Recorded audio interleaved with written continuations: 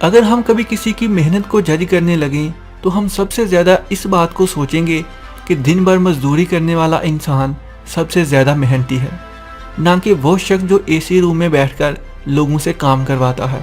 ایک مزدور کی محنت سب سے زیادہ ہوتی ہے۔ اگر ہم یہ سوچیں سب سے زیادہ کامیاب کون ہوتا ہے تو تب ہم ایک کمپنی کے مالک کو ہی کامیاب انسان بولیں گے۔ کیا کبھی یہ سوچا ہے کہ کمپنیوں کے مالکوں کو دن بھر کام سے ڈبل حاصل کیوں ہوتا ہے، جو کہ ایک مزدور کو دن بھر کے کام کے بعد بھی وصول نہیں ہوتا ہے؟ میں آپ کو ایک چھوٹی سی کہانی سے سمجھانے کی کوشش کرتا ہوں، اس کو دھیان سے سنیے گا۔ ایک دفعہ کی بات ہے کہ ایک مزدور دن بھر ایک پہاڑ سے پتھر توڑتا اور ان کو لے جا کر بازار میں بیچتا۔ اس کی دن بھر کی محنت سے گھر بھی نہیں چل سکتا تھا۔ ایک دن اس کی نظر ایک سونار کی دکان پر پڑی۔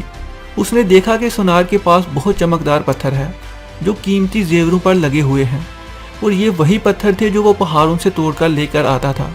سونار ان کو زیورات پر لگا کر بہت زیادہ قیمت وصول کر رہا تھا۔ مزدور سونار کے پاس گیا اور کہا کہ میں دن بھر محنت کر کے پتھر توڑ کر لاتا ہوں، مگر مجھے اتنے کم پیسے ملتے ہیں، اس سے میرا گزارا تک نہیں ہوتا، اور تم اے سی کے کمرے میں بیٹھ کر ان کو تراش کر لاکھوں روپے کماتے ہو، کیا میری محنت کی کوئی قیمت نہیں؟ سونار نے اسے بتایا کہ کسی چیز کی قیمت اس کو حاصل کرنے سے نہیں بلکہ اس کو خوبصورت بنانے سے وصول ہوتی ہے۔ جو پتھر تم لاتے ہو اس کی قیمت لوگوں کی نظروں میں کچھ بھی نہیں، بلکہ اس پتھر کو خوبصورت بنانے سے لوگوں کی نظر میں اس کی قیمت بڑھ جاتی ہے۔ انسان بھی ایسا ہی ہے، اس کی بھی کوئی قیمت نہیں۔ اگر دن بھر بیکار پھر کے اپنا وقت ضائع کرتا ہے تو لوگوں کی نظروں میں اس کی کوئی قیمت نہیں ہے۔ بہتر ہے کہ اپنی قیمت بڑھاؤ، اپنے آپ کو خوبصورت بناؤ۔ چیزوں کا مول اس کی ضرورت اور خوبصورتی سے ہے۔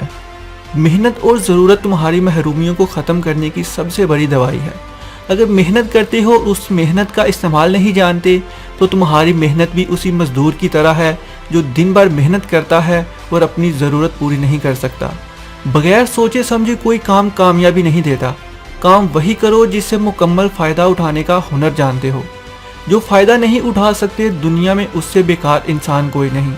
اگر کسی مقام کو حاصل کرنا ہے تو دو ہنر تمہیں آنے چاہیے، ایک سخت محنت تو دوسرا محنت کا فائدہ اٹھانا۔ کچھ لوگ بہت محنت کرتے ہیں اور کچھ لوگ پلاننگ بہت کرتے ہیں، اور جو لوگ محنت اور پلاننگ دونوں کے ساتھ کام کرتے ہیں کامیاب وہی ہوتے ہیں۔ منزل ملے نہ ملے یہ مقدر کی بات ہے، ہم کوشش بھی نہ کریں یہ تو غلط بات ہے۔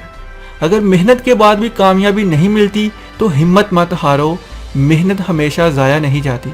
زندگی میں اگر منزل پانی ہے تو پھر طریقے بدلو، ارادے نہیں۔ یہی تو جگ کی ریت ہے، من کے ہارے ہار جاتے ہیں اور من کے جیتے جیت جاتے ہیں۔ ہمیشہ اپنی سوچ اور محنت کے ساتھ منزل کی طرف بڑھتے جاؤ، تم بہت کچھ حاصل کر سکتے ہو۔ تم ایک غار کی مانند ہو، اس غار میں پوری دنیا کی کامیابی کا خزانہ جمع ہے، بس اس غار میں کھوج لگانے کی ضرورت ہے۔ اس میں سے نکلنے والے خزانے کو تراش کر خوبصورت بنانے سے ضرورتیں پوری ہو سکتی ہیں۔ پھر تمہاری کامیابی کی قیمت خوبصورت مہنگی چیزوں کی طرح بڑھتی جائے گی۔ اگر تم اس غار سے خزانہ نکال لائے، اس کو بغیر تراشے بغیر خوبصورت بنائے بیچنے لگے تو کامیابی کبھی نہیں پاؤ گے۔ اس بات کا فائدہ اٹھاؤ، خود کو تراشو، خود کو خوبصورت بناؤ اور کامیاب ہو جاؤ۔ اپنی محنت کے ساتھ پلاننگ ضرور شامل کرو اگر کامیاب ہونا ہے تو۔